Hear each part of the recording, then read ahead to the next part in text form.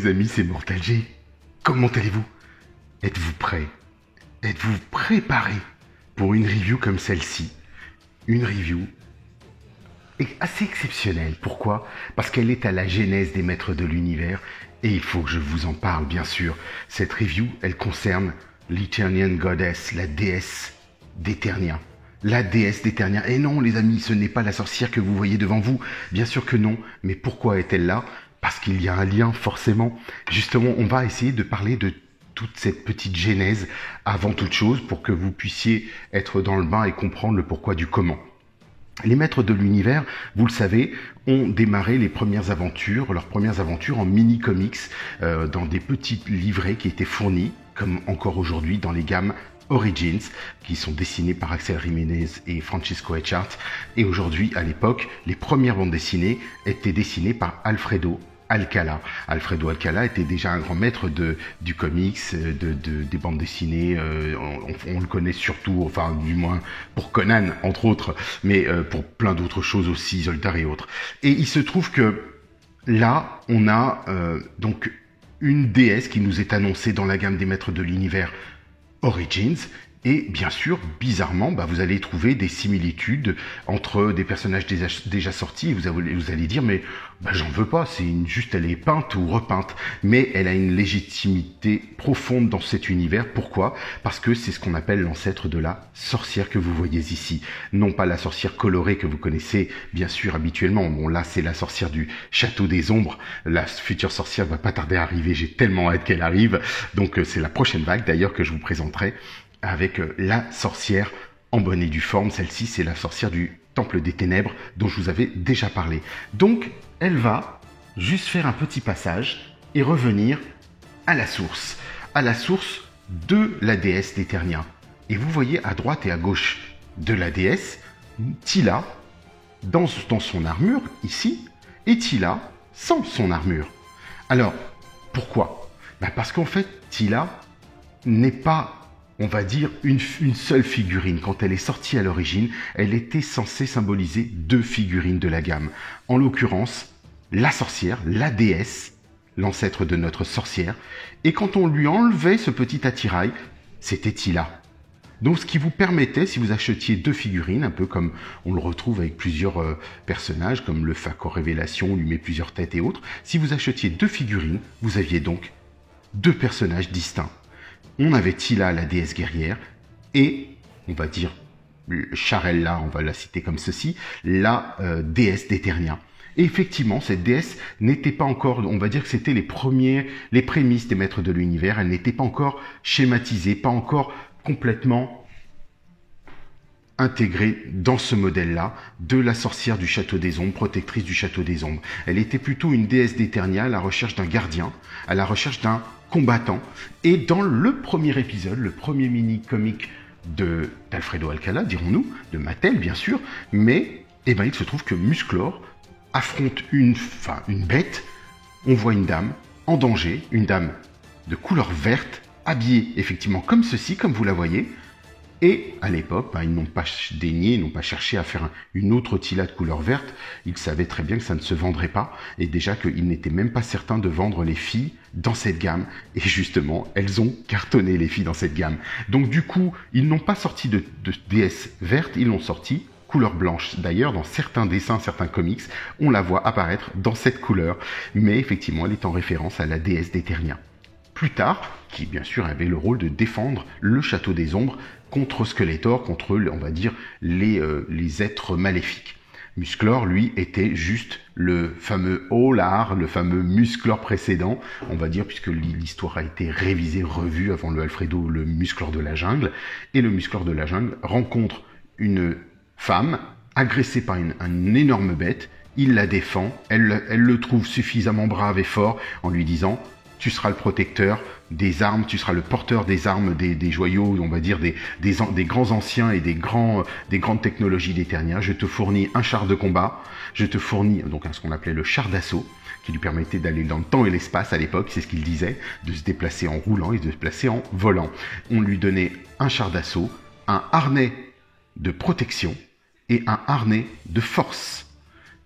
Il n'avait pas d'épée, je le rappelle, c'est pour ça que Mattel n'a pas voulu donner d'épée complète à ce personnage quand il est sorti. Il avait bien un coutelas, un bouclier et une hache. Rien d'autre. L'épée était une quête en soi. La quête de trouver ou de protéger les deux moitiés de l'épée qui devaient s'enchevêtrer de façon à pouvoir ouvrir le château des ombres par la serrure du château des ombres. Et ensuite, donc c'est ce que faisait Skeletor, il essayait de réunir les deux parties de l'épée. Bien sûr, nous on avait ces deux moutures, Teela et la sorcière, et donc on pouvait jouer, bien sûr, on pouvait jouer en disant, voilà, il la défend, il la sauve, il y a des créatures et autres. Plus tard, elle a été vite déclinée, parce que, souvenez-vous que c'était elle la sorcière, par la suite, elle est devenue la sorcière, dans les comics qui ont suivi, puisqu'on avait, avec Alfredo Alcala, des mini-comics, mais qui n'étaient pas des mini-comics à bulles. C'est devenu vraiment du vrai comics un petit peu plus tard avec Mark Texeira, puis d'autres comics d'Alfredo Alcala. Et là, la sorcière prend toute sa place, on va dire, puisqu'il y a eu d'autres comics d'Alfredo qui sont sortis dans la gamme DC Comics, et ça a été un peu plus officialisé avec le roi, la reine, le palais royal et autres, et elle avait pour vocation d'appeler Adam au secours. Lorsqu'il le danger guettait, il entrait dans une grotte, il se transformait, donc on était plus dans un maître de l'univers plus sommaire, dirons-nous, et elle lui revêtait une armure qui lui permettait d'avoir de la force, ou il la changeait, et cette armure lui permettait d'avoir donc une protection, donc il devenait invincible, mais il n'était pas surpuissant. Il avait le choix des deux armures. Bien sûr, par la suite, voilà, elle est devenue la sorcière, elle a été déclinée rapidement, mais souvenez-vous d'une autre bande dessinée qui est très rare, que je n'ai même pas moi-même, mais bon, qui a été diffusée sans problème, c'est The Tale of Teela, donc la quête de Teela, où Teela se rend compte qu'elle est en fait un clone de cette femme, créée par Skeletor, et elle est devenue un bébé, la maman, et ainsi de suite.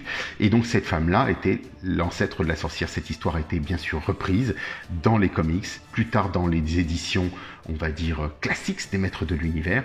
La sorcière a été redéveloppée, on a effacé cette femme serpent, et elle est devenue la sorcière, et on en a eu Teela. Mais plus tard, les fans ont gardé cette apparenté avec la déesse, la sorcière, et Mattel a dit, tiens, mais pourquoi pas réintégrer la déesse en la considérant comme une déesse, la vraie déesse du pouvoir et de la protectrice de la planète Eternia, en gardant la sorcière, qui elle est la protectrice du château des ombres et des secrets de l'univers. Donc vous voyez, on a réussi à intégrer une personne qui n'existait pas, ou du moins qui existait avant, et de l'intégrer dans la mythologie moderne, et donc elles ont toute leur place dans cet univers. Et donc c'est pourquoi aujourd'hui, je vais vous présenter non pas l'homme ailé, mais l'évolution de la femme, de l'homme, non pas de la femme, mais de la femme ailée, donc la déesse. Alors ce qu'on appelle la déesse verte, c'était The Green Goddess. La déesse verte, nous on la connaît comme ça depuis pas mal de temps, et d'ailleurs elle a été appelée par la suite la Green Goddess dans la gamme des maîtres de l'univers Classics. Donc quand Mattel a tout réécrit, je pense que Green Goddess a dû être gardé ou protégé certainement, ou repris ailleurs. Et ici on retrouve donc Eternian Goddess, la déesse d'Eternia. On retrouve le logo américain, bien sûr, je vous en avais parlé, Unpunch, donc je suis content parce que les cartes sont belles, elles sont propres. Je suis livré pour toute la gamme que je vous ai présentée par Big Bad Toy Store aux États-Unis, et je suis content parce qu'on a officialisé un petit partenariat, donc je suis plutôt content. En plus, c'est moi qui ai demandé ce partenariat, c'est pas eux, donc voilà. Vous voyez, c'est pas mal aussi quand c'est l'inverse qui se fait. Donc généralement on peut être sollicité, j'ai été sollicité sur Instagram par d'autres choses, on m'a offert une montre ou des choses comme ça, mais là non, j'avais envie moi d'être partenaire de Big Bad Toy Store parce que je suis cette boutique depuis 12 ans, 13 ans même, pardon, depuis l'existence en fait depuis le tout début même des classiques, quasiment, même un peu avant. Et là, effectivement, regardez, moi généralement, globalement, presque tous mes achats passent par là. Et puis bien sûr, vous connaissez Funky Shop, donc Funky incontournable, ça va de soi. Ensuite, on a notre beau logo, maître de l'univers, Guardian of the Power in the Universe. Donc là, ils ont changé, mais on a une petite phrase qui la codifie, qui la détermine. Gardienne du pouvoir dans l'univers. Donc c'est beaucoup plus puissant que je vous le disais même tout à l'heure, en disant gardienne, vous savez, tout à l'heure je vous disais gardienne du château des ombres, mais elle est gardienne du pouvoir dans l'univers. C'est une déesse en fait. Donc ça c'est fort, c'est super fort. Regardez là, on va pouvoir la comparer bien sûr, parce que globalement, c'est Teela, c'est la figurine de Teela, c'est la même chose, mais on va regarder ce qu'ils y ont apporté, les nouveautés ou pas. Donc on a notre petit logo Mattel qui ne change pas, logo, donc les 6 ans et plus, parce que bon, vous le savez, c'est 6 et plus, c'est pas la gamme Masterverse, et on va pivoter tout ça pour enfin voir apparaître, alors des références, bien sûr qui sont des références, puisque Axel Jiménez les a reprises, la déesse qui désarme Skeletor avec les 2 moitiés de l'épée dont je vous parlais tout à l'heure. Donc là, on est dans la première mouture, les amis, des maîtres de l'univers, avec ce qui correspondrait à Olar. Donc Olar, le premier le musclor 20 ans avant, ce qu'on appelait le musclor avant notre prince Adam, dirons-nous l'héritier. Et lui, il était protecteur de l'épée. C'est pour ça qu'il n'avait jamais les épées avec lui. Il avait sa hache et le reste, et ensuite il empêchait généralement Skeletor de prendre les épées. Et on disait que plus tard ce serait lui le futur, on sous-entendait que ce serait le futur roi du château des ombres. Mais bien sûr, ça ne s'est jamais vu dans le dessin animé. Il restait lui, dans les comics, et il restait plus tard une évolution de ce personnage. Et on a eu le prince Adam et toutes ces choses-là, mais ils étaient distincts, donc c'était vraiment impressionnant. Donc, planète Eternia's Warrior Deity, donc la déesse de la planète Eternia, défend, protège les anciens artefacts to be wielded by only qui étaient seulement dont seul Musclor est que Musclor peut porter, on va dire, il est le seul héritier. Et là, elle en parle pas, elle dit pas que c'est lui ou quoi que ce soit, on dit rien, on dit pas que c'est Musclor ou Ola, ou elle dit juste que seul Worthy, dont seul Worth, je le vaux bien, seulement Musclor le vaut. Donc il y a personne d'autre qui peut les porter ou les mettre, ou que vous savez, wielded son épée au-dessus de sa tête, he held aloft son épée, et donc là, on a effectivement qu'il y a que Musclor qui peut les porter. Donc là, on sous-entend que ça peut être notre Musclor. Est-ce qu'on fait référence peut-être au nouveau Musclor qu'on retrouve aussi dans Révélation? À vous de voir, à vous de créer ce que vous voulez. Ça peut être le prince Adam dans sa forme sauvage. Vous pouvez soit vous faire référence à Olar, soit au nouveau prince Adam. Le dessin fonctionne dans les deux sens, donc il n'y a pas de problème. Ici, vous voyez Fit Magical Staff into Hand, donc vous pouvez mettre le bâton magique dans sa main, donc le bâton de K, parce que nous savons que c'est le bâton de K, donc pareil, de différentes armes de déesses ou de dieux éterniens, on va dire des armes cosmiques, dirons-nous. Twist into powerful battle position. Donc on retrouve les mêmes phrases. Vous pouvez tourner dans des positions de combat. Voilà, on retrouve vraiment tout ça. Ici, on voit le Musclor que vous savez avec la tête réadaptée, la tête vintage. Donc puisque maintenant on le retrouve plus communément. Le monstre que je vais bientôt vous présenter, juste après normalement cette review. Le monstre dans sa version Lords of Power, je vous en avais parlé. Attention. Souvenez-vous qu'il y a Formo Toys qui va se lancer au mois de janvier. Formo Toys, c'est la société d'Emiliano Santalucia et un de ses associés qui crée les Lords of Power eux aussi. Donc ils se sont rendus compte que Mattel n'avait probablement pas protégé les Lords of Power et eux ils l'ont fait. Et du coup ils sortent une gamme de figurines adaptées, presque un copier-coller on va dire, des premiers prototypes des maîtres de l'univers, si vous voulez. Et donc, on va retrouver des protagonistes qu'on connaît, Musclor, Skeletor, qui va être plutôt dans le Keldor, en fait. Et donc, on va être plus dans l'origine des maîtres de l'univers, un petit peu avant tout ça. Et avant, les Mattel appelaient ça les Lords of Power. Et ils avaient sorti une gamme spéciale, 5 figurines Lords of Power, dont le monstre. Et là, c'est une variante qui est accessible à tout le monde à la vente. Parce que l'autre, c'était très cher, uniquement lors de la San Diego Comic Con, donc ou la PowerCon, je me souviens plus. Et c'est vrai que les 5 figurines coûtaient très cher et ont été très difficiles à obtenir. J'ai eu cette chance, bien sûr, mais c'est pas pour tout le monde. Donc Mattel a dit, on le ressort en rouge et on va pouvoir l'offrir à tout le monde. Et Skeletor, vous le retrouvez ici dans sa tête, bien sûr, la nouvelle mouture. Donc la tête style vintage.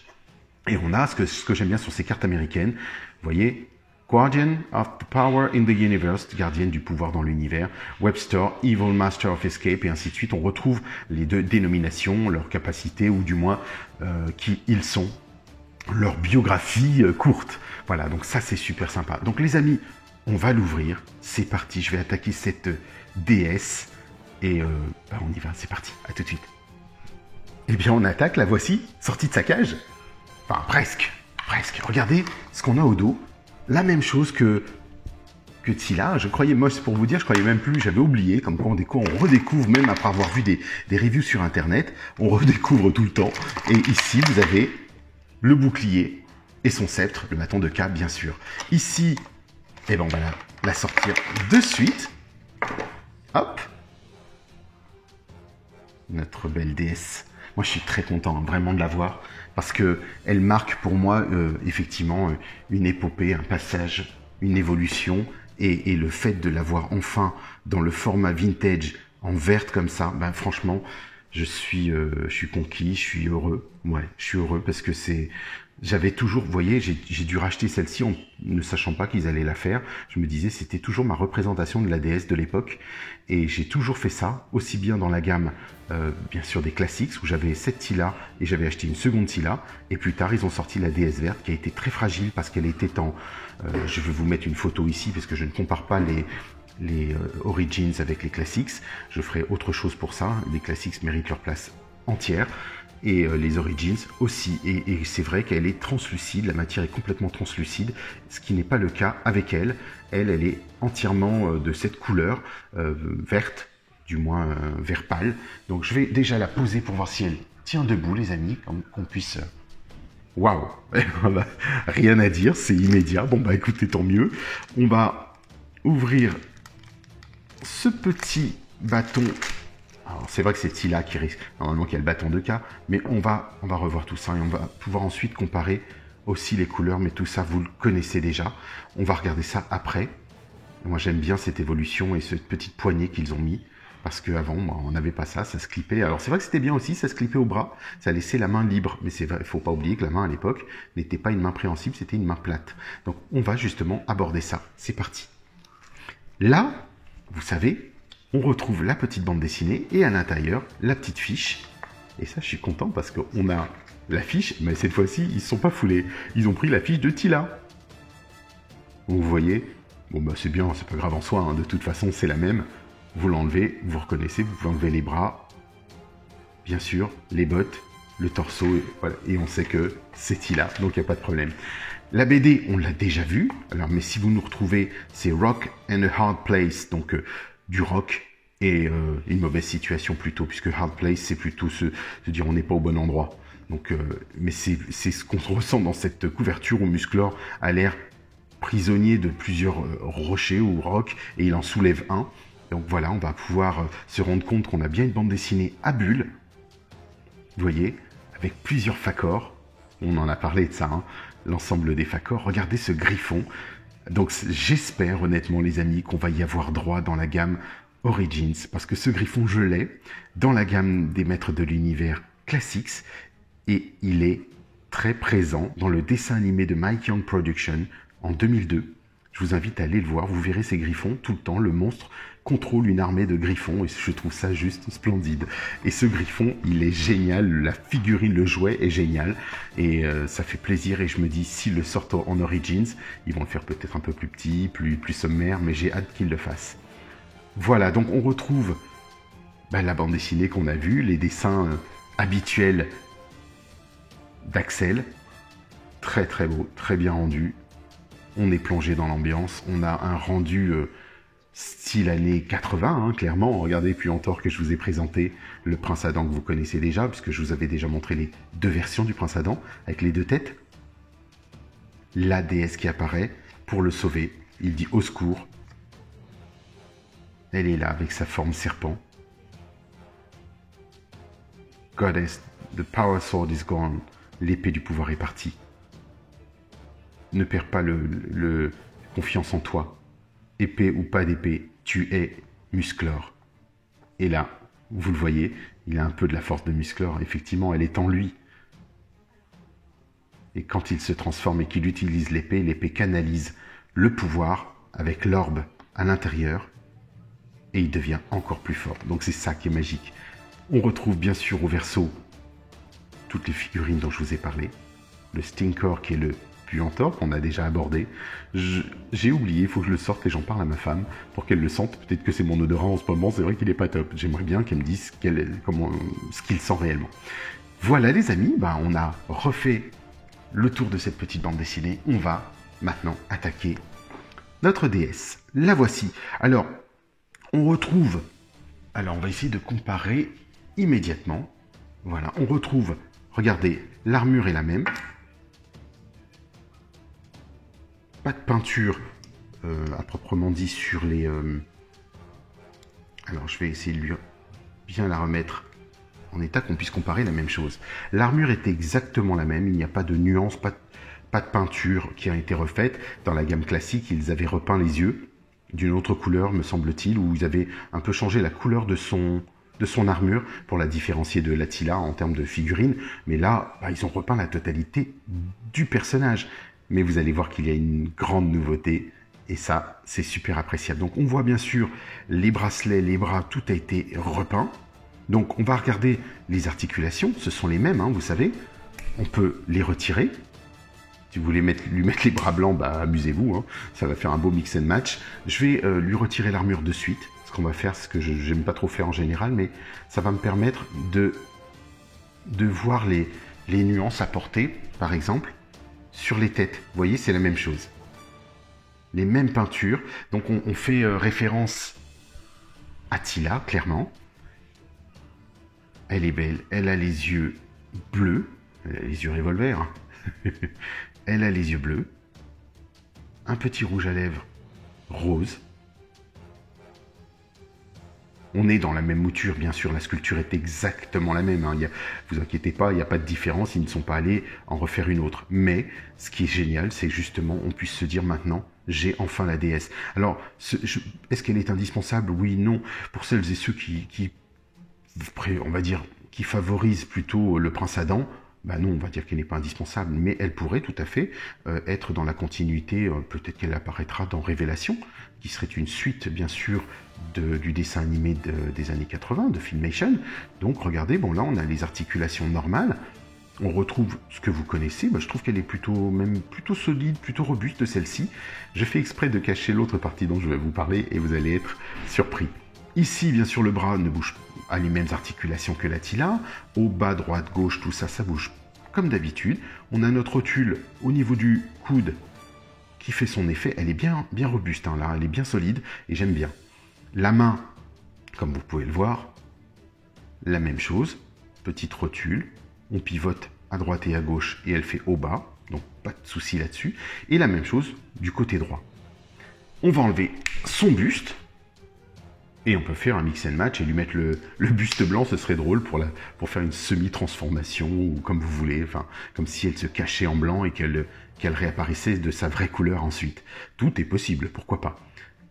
Alors, mon sentiment, là tout de suite, c'est la texture. On est dans un verre, je vous en avais parlé, vous savez, un peu le côté carbone, le côté mat de la matière. Elle n'est pas lisse comme les autres jambes que vous voyez un peu briller. Là, elle brille pas du tout de la même manière. Vous voyez ce que je veux dire? On est dans du mat. Ici, c'est vraiment très lisse au toucher, très lisse au doigt, comme si vous touchiez, excusez-moi, vous touchiez son fessier, le plastique du fessier ou du dos.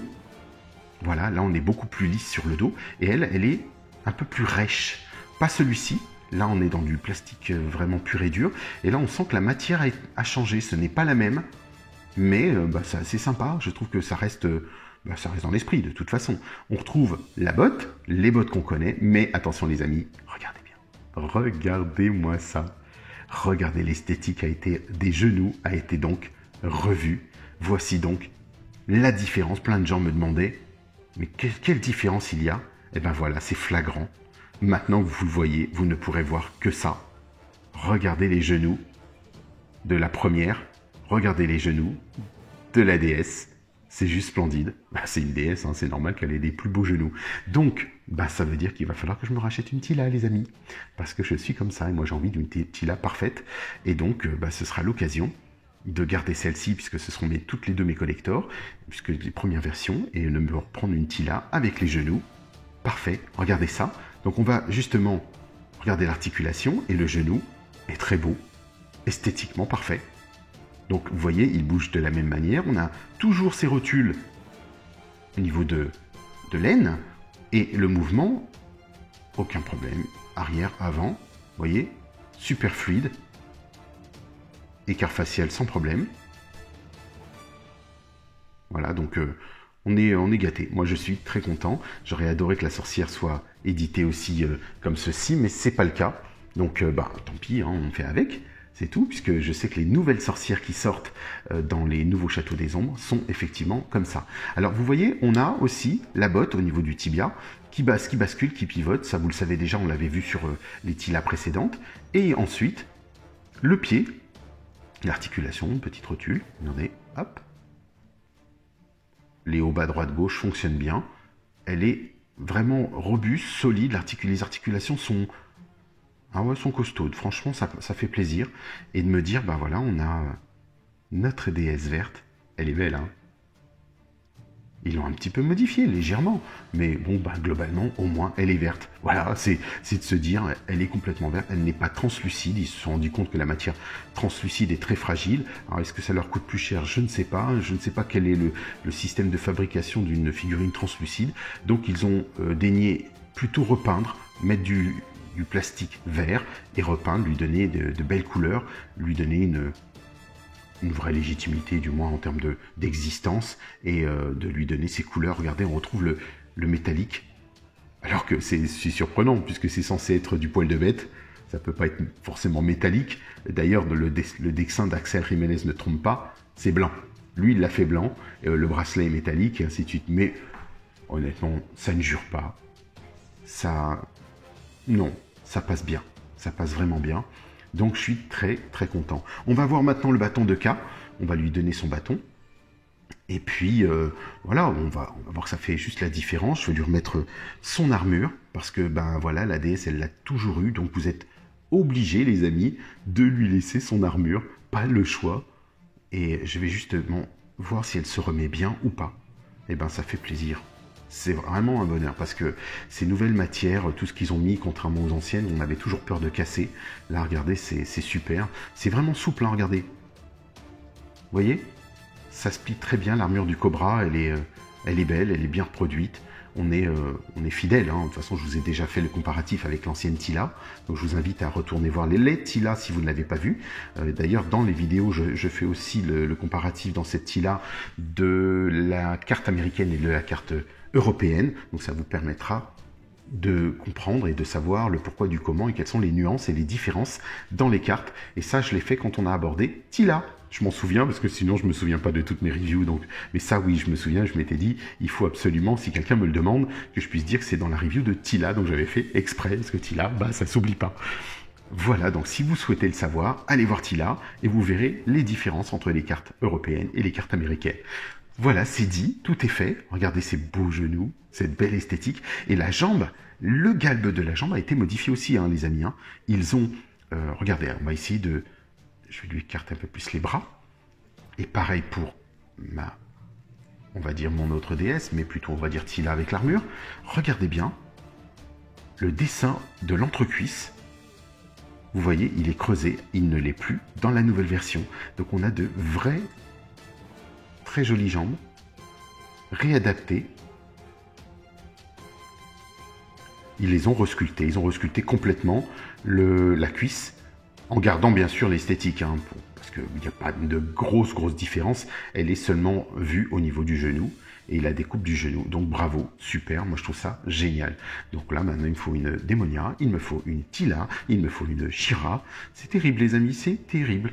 Voilà, bah c'est comme ça, c'est ça les passionnés, et puis surtout moi j'ai envie d'avoir une Tila avec ces genoux là, franchement, c'est quand même plus joli.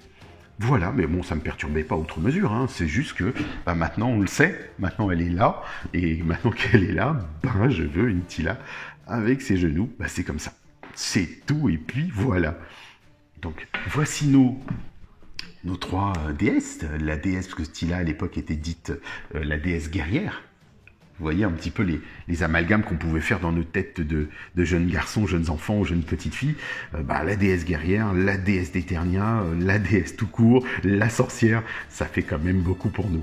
Donc voilà les amis, on a fait le tour de cette figurine, donc review un petit peu plus courte, parce que justement, bah voilà, c'est un repeint, c'est revu, mais au moins tout y est.